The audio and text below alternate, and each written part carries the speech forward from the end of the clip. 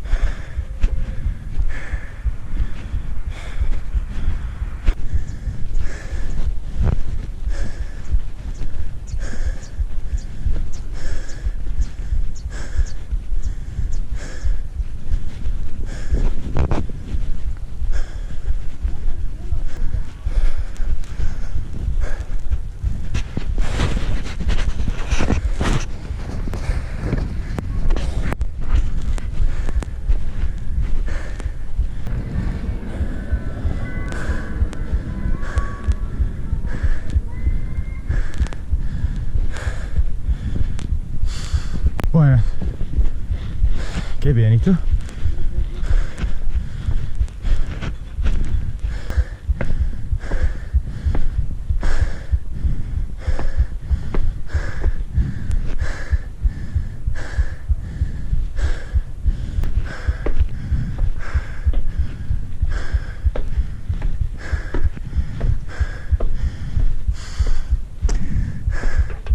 ¿Cómo estás?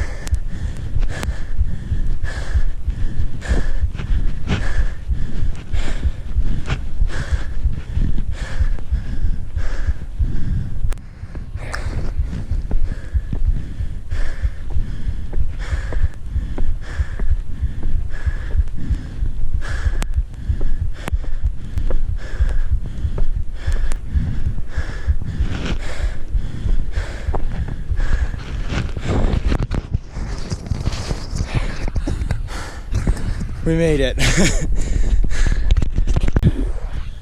Okay, so I decided to take a little breather. That was a lot of steps.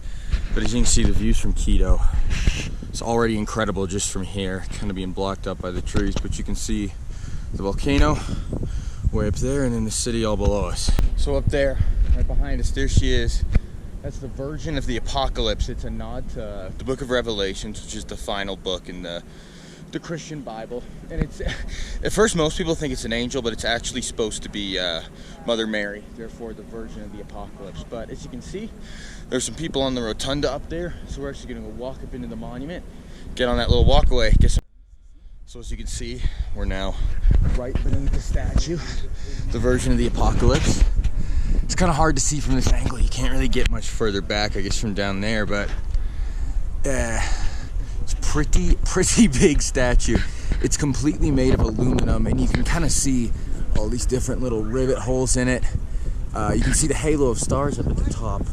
And what kind of confused a lot of people a bit about this statue is that the wings. Most people think it's an angel because they see the wings, but it's actually supposed to be the Virgin Mary. And I believe, don't know if this is correct, but I believe that this is the single largest aluminum statue in the world. Okay, so now we're gonna go head into the base of the monument. Apparently we can walk up a little bit and get on that roundabout. Okay, so now we're inside the statue and we're walking up. Looks like we have some sort of kind of a buenas. Bien, ¿y tú? Some sort of like a museum kind of thing right here. These right here are going to be displays of the main sort of cathedrals in Quito. We have San Agustin here.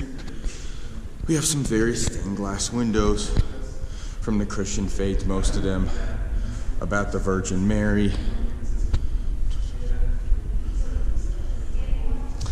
And now we're gonna head on up to the next floor, which I believe, stairs the other way, which I believe is gonna kind of show us details about the construction of the monument. And then from there you can get onto the walkway that shows you where you can see the view of Quito. Okay, so here are various details about the monument's construction. As you can see, I believe the statue was completed sometime in the 1970s. It's fairly recent. It's not something like the Statue of Liberty, which was made a relatively long time ago. I believe it was fairly recent, and it was made by a Spanish sculptor, and then the pieces were sent and imported to Ecuador. So as you can see, you can have a view of the face here, all aluminum. And then here's some pretty cool shots of them constructing the building, or the tower.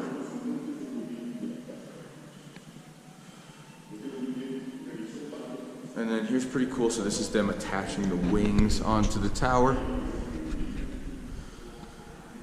now for the final part. We're gonna go back around and we're gonna get up on that walkway and see all the cool views from Quito. Okay, so here we go, out on the walkway, and you can sort of just walk around, and down there is Quito. You can pretty much see all the major buildings. You can see the basilica down there, and then up there you can see the volcano, the kind of main mountain of the city, with the cable car station up on top. And then if we kind of, so down here, like this is gonna be most of the historic center, kind of the tourist areas. You can kind of see downtown, the skyscrapers, economic center further down. And then you come over here, this is kind of gonna be the more residential sector of town. Where kind of the most like more local Ecuadorians live, as opposed to the tourist or more higher socioeconomic classes who are gonna live in this area over here. So yeah, and now this side is kind of pretty obscured by these trees. Pretty nice views though. You can't really see it now because it's covered in clouds, but if you look up way out there, you can kind of see a snow-peaked mountain covered in clouds, and that is Cotopaxi. That is a still active volcano. And you can actually hike up it. It's completely snow-capped at the top no matter the time of year, and you can have professional guides take you up there. Nice climb it. It's pretty cool.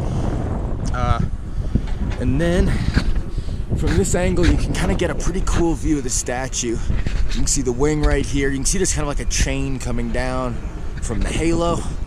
Yeah, it's a really spectacular view, and I think it's just a cool design for a monument because it kind of, you know, with the aluminum and all the rivets, like it kind of looks, I don't know, maybe it doesn't look as like clean or as like clear cut.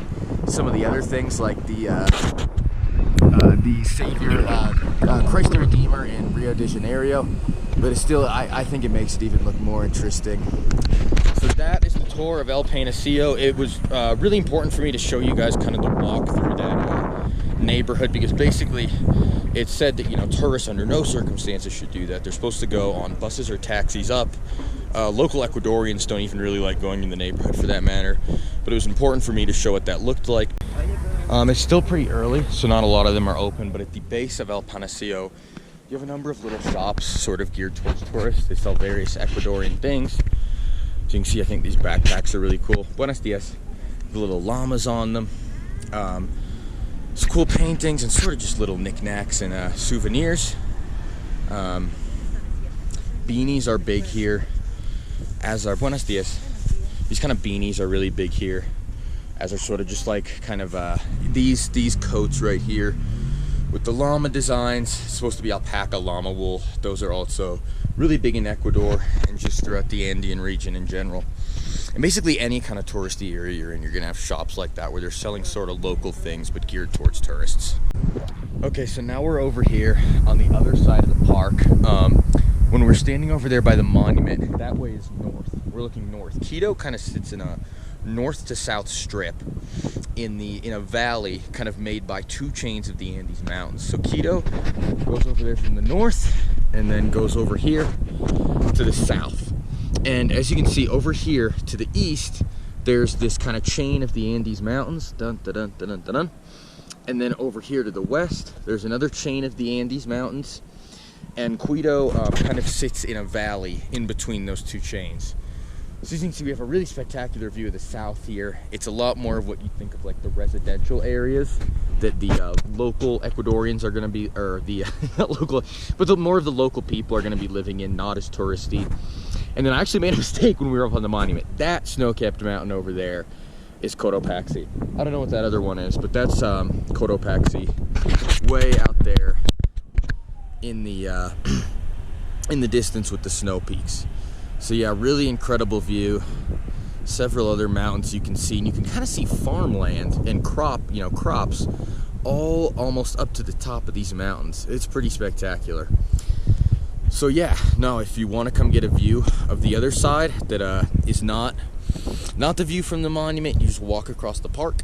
There's some food stores, souvenir shops over there. See at the side. So as you can see, I was completely fine on that walk. I think the biggest threat to me was how much those stairs were taking a toll. I mean, it's steep, it's high. Quito's like the second highest capital in the world, so that elevation, altitude can be brutal. It's funny because this was actually the second time I'd made that hike alone, and this went by far better. The first time I did it actually had a few sketchy moments. I don't know if it was because I did it. I did it later in the day the first time. I think it was like 3 p.m., and it was starting to get kind of, a little bit darker. The sunset's at like 6 p.m. here, and it starts to get dark by like 3:45, 4, 5 o'clock. But yeah, so the first time it was right after there's the kind of that large arc in the historic district, and you start walking up that big set of stairs. A guy stepped in front of me, and he had like what he had is he had in one hand an apple, and in the other hand like a lighter. And for anyone who knows, it's a common way to smoke weed is through an apple. You can pull out the stem, put the substance in the hole where the stem was, put a hole in the side of the apple, and you can smoke weed that way. And he basically stepped in front of me and he said, "You got any money?" And it didn't sound like much of an option, so I handed him like a 50-cent coin, and he said, "How about $1?" So I gave him $1, and he left me alone. He got out of the way, and I went on. And then the second sketchy thing that happened during that first hike was actually on my way back down the hill. There was a guy like right when you start going down, and there's kind of that railing right before that kind of narrow alley. He was just kind of staring at me, and I said to him, "Buenas tardes," as I walked up, which means good afternoon, and he kind of just kept staring. I think what I was trying to do was just get him, get a conversation to start, because whatever our interaction was going to be, I wanted it to start when I was still, 10 feet away from him, as opposed to, 2 feet away from him. And I just walked by him, and he got in my way again, asked if I had any money. I said no. He looked pissed. He kind of got in my face and clenched his fists. Then he sort of just walked away. Don't know why, but I was fine, made it down. But yeah, the trip this second time, like what you guys saw in coming down, was totally fine. Actually, on the way back down, which I didn't film, I met this kind of old lady. I offered her a cigarette, and then she let me photograph and kind of see what her sort of house in this favela looked like. It was super interesting. I'll post those photographs. But yeah, it was super incredible. I'm glad I got to show you guys that. I'm glad I got to stay safe, and I hope that you guys enjoy the footage of the monument and all that. Thanks so much.